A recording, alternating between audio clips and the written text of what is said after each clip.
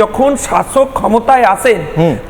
তখন কিছু শাসক থাকেন ভারতীয় জনতা পার্টির মতো যারা অ্যাকচুয়াল ইতিহাসটাকে আনতে চান, আর যারা ভারতের ইতিহাস ভুলিয়ে দিতে চান তারা 60 বছর দেশের ইতিহাস ভুলভাবে ব্যাখ্যা করেছেন নিজের মতো করে, এবং তার আগে মোগলরা এসেছেন তাদের মতো করে আমাদের ইতিহাস ভোলানোর চেষ্টা করেছেন, তার আগে অন্য রাজারা এসেছেন তারা ভোলানোর চেষ্টা করেছেন।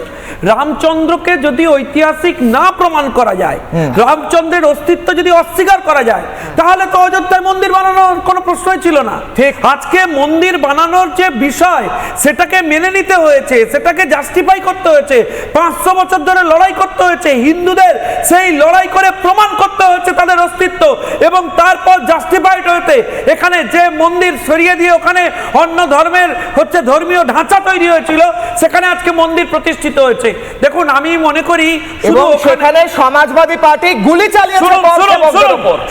শুধু ওই ঢাঁচা নয়, আজকে আপনি জ্ঞানব্যাপী মন্দিরে চলে যান, আপনি যে কোনো স্থাপত্য হিন্দু স্থাপত্যের ক্ষেত্রে চলে যান, হিন্দুর ঐতিহ্যকে নষ্ট করার জন্য